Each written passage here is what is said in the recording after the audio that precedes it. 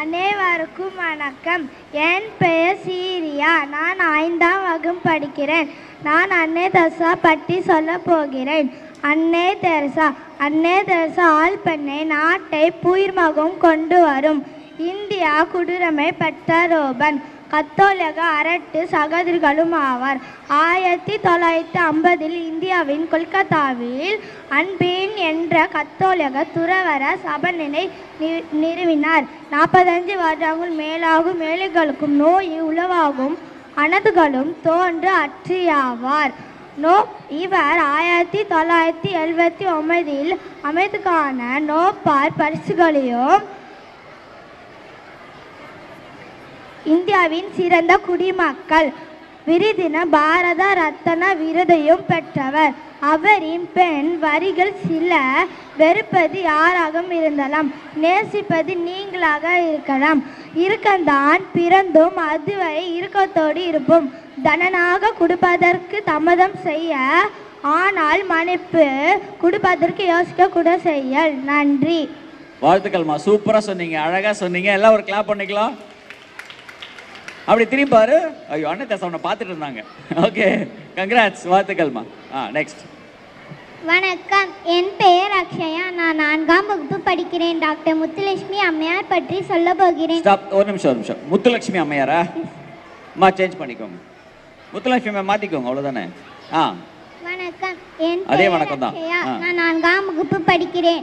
Doctor Muthulakshmi அம்மையார் பற்றி சொல்ல போகிறேன். டாக்டர் முத்துலட்சுமி அம்மையார் இந்தியாவில் முதல் பெண் மருத்துவர், சமூக போராளியில் தமிழ் ஆழ்வரர் என பன்முகங்களை கொண்டவர். 1926ஆம் ஆண்டு 43 நாடுகளில் பிரதிநிதிகள் கலந்து கொண்ட அகில உலக பெண்கள் மாநாடு பாரிஸில் நடைபெற்றது. இதில் இந்தியாவின் சார்பில் முத்துலட்சுமி கலந்து கொண்டார். சென்னை மாநகராட்சியின் முதல் துணை மேயர் என்ற பெருமை இவருக்கு உண்டு. அவ்வை இல்லம் அமைத்தவர். சென்னையில் புற்றுநோய் மருத்துவமனை உருவாக்கினார். 1956 இவரது சேவைக்காக பத்ம பூஷன் விருது கொடுத்து பெருமைப்படுத்தியது. நன்றி. தேங்க்யூ. முத்துலட்சுமி அம்மையை பற்றி அழகாக சொன்னீங்க, நிறைய இன்ஃபர்மேஷன் சொன்னீங்க, அழகாக புரிகிற மாதிரி சொன்னீங்க. Congrats to you. நல்லா ஒரு கிளாப் பண்ணலாமே அந்த குழந்தைக்கு. எஸ், பத்தியா உன் ஃப்ரெண்டே உனக்கு அழகாக கிளாப் பண்ணுறான். நெக்ஸ்ட். வணக்கம், என் பெயர் எஸ் நவீனாஸ்ரீ. நான் 4ஆம் வகுப்பு. மைக் கொஞ்சம் கிட்ட வச்சு பேசுங்க, வாய் கிட்ட வச்சுங்க. வணக்கம், என் பெயர் எஸ் நவீனாஸ்ரீ. நான் 4ஆம் வகுப்பு படிக்கிறேன். நான் இந்திரா காந்தியை பற்றி பேச போகிறேன். இந்திரா காந்தி இந்தியாவில் 3வது பிரதமர். ஒரு இந்தியா பெண் பிரதமர். அவர் நேருவின் மகள். இவர் ஒரு சிறந்த சிந்தனையாளர், அரசியலில் திட்டமிடுபவர். இந்திரா காந்தி சுதந்திர போராட்டத்தில் தன் தீவிரமான ஈடுபடத்தில் கொண்ட இவர் இரும்பு பெண்மணி என்ற பெருமை படுத்தியார்கள். பாரத ரத்தனை விருதை செயல்திறனாளிலே சிறந்த விளங்காதவ ஈரேஷ் அவரிடம் இருந்து லேனில் அமைத்து பரிசு விருது வாங்கப்பட்டது. நன்றி. கங்க்ராட்ஸ், சூப்பராக சொன்னீங்க, அழகாக சொன்னீங்க. இரும்பு பெண்மணி மாதிரி நீங்களும் வாங்க அழகா. Okay, good. நெக்ஸ்ட்.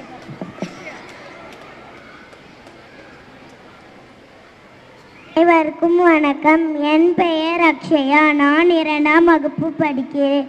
நான் டெய்சி தாமஸ் பற்றி பேச போகிறேன். இந்தியாவின் ஏவுகணை பெண் என்று அழைக்கப்படும் டெய்சி தாமஸ் பாதுகாப்பு ஆராய்ச்சி மற்றும் மேம்பாட்டு அமைப்பு வானூர்தி அமைப்புகள் இயக்குனர் ஜெனரல். அவர் நாட்டின் ஏவுகணை திட்டத்திற்கு தலைமை வகித்த முதல் பெண் விஞ்ஞானி என்கிற பெருமைக்குரியவர். அக்னி ராக ஏவுகணை வடிவமைப்பில் முக்கிய பங்கு வகித்துள்ளார். பெண்களின் எந்த சாதனையும் செய்ய முடியும் என்று பெண்களால் மன உறுதிக்கு எடுத்துக்காட்ட வேண்டும். நன்றி. Very good. உங்களுக்கும் அதே மன உறுதியோடு நீங்களும் சூப்பராக வாங்க. வாழ்த்துக்கள். அனைவருக்கும் வணக்கம். என் பெயர் டி பியூலா மெர்சி. நான் 5ஆம் வகுப்பு படிக்கிறேன். நான் சீதா ஷெல்கே பற்றி சொல்ல போகிறேன். சீதா ஷெல்கே மகாராஷ்டிராவை சேர்ந்த சீதா ஷெல்கே 212ஆம் ஆண்டு இராணுவ சேவையில் இணைந்தவர். MEG எனப்படும் பெங்களூரில் உள்ள இராணுவ பிரிவான மெட்ராஸ் பொறியியல் குழுவினுள் உள்ள அதிகாரிகளின் ஒரே பெண்ணாக தற்போது பணியாற்றி வருகிறார். இராணுவ படைகள் முன்னேற பாதையை சீரமைப்பது, கண்ணி வெடிகளை கண்டறிந்து செழுக செய்வது மற்றும் இக்கட்டான இடங்களில் தற்காலிக பாலங்கள் கட்டப்பட்டு அமைப்பதில் வல்லவராக திகழ்கிறார்.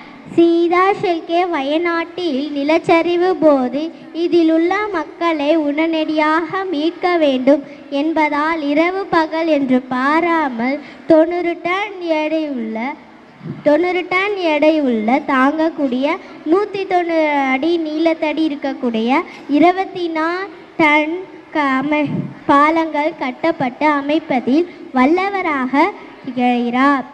அதற்கு மக்களை மீட்டா சீதா ஷெல்கே அவர்களுக்கு மனமார்ந்த பாராட்டுகள் வழங்கினர். நன்றி.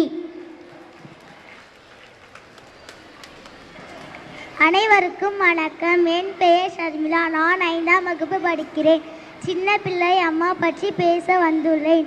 மதுரையை சேர்ந்த அழகர் கோவில் சாலையில் உள்ள கல்லாந்திரி கிராமத்தில் பிறந்து பில்லாஞ்சேரி கிராமத்தில் வாழ்கிறார். கிராமப்புற மக்களிடையே சிறு சேமிப்பு பழக்கத்தை ஏற்படுத்தி களஞ்சியம் என்னும் மகளிர் சுய உதவி குழுக்கள் மூலம் பொருளாதார நிலையை மேற்படுத்தி காட்டினார்.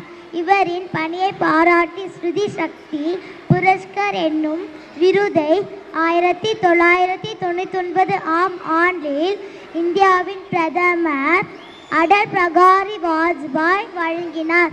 அப்போது பிரதமர் இவரின் கால்களில் விழுந்து வழங்கினார்.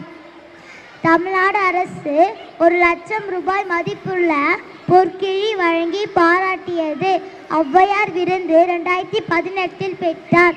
பத்மஸ்ரீ விருது 2019 பெற்றார். பாஜா ஜானதேவி விருதை பெற்றார். சின்ன பிள்ளை அம்மா பெண்களின் முன்னோடியாக திகழ்கிறார். நன்றி. தேங்க்யூ. சின்ன பிள்ளையம்மா பார்க்கறதுக்கு எப்படி ரொம்ப ரொம்ப எளிமையானவங்க. அவங்க எவ்வளோ சாதனை பண்ணுறதுக்காகன்னு கொஞ்சம் யூடியூப்பை தட்டி பார்த்துக்கலாம். ஜஸ்ட் சிம்பிளாக, ஏன்னா டைம் இல்லை, அதனால் யூடியூப் தட்டி பார்த்து சொல்கிறேன். ஸோ மகளிர் குழுவெல்லாம் உருவானதுக்கு அவங்க முக்கிய காரணம். இன்னொன்று வந்து அவங்களோட மதுரை பக்கத்தில் வந்து பார்த்தா கலெக்டர்கிட்ட இருந்த ஒரு அந்த மீன்பிடி இதுவே வந்து அவங்களே வந்து அவங்க குழு அமைச்சு ஸ்ட்ராங்காக அவங்க செஞ்சு காமிச்சு அதெல்லாம் அவங்க எடுத்து நிறைய பெண்களுக்கு கொடுத்தாங்க.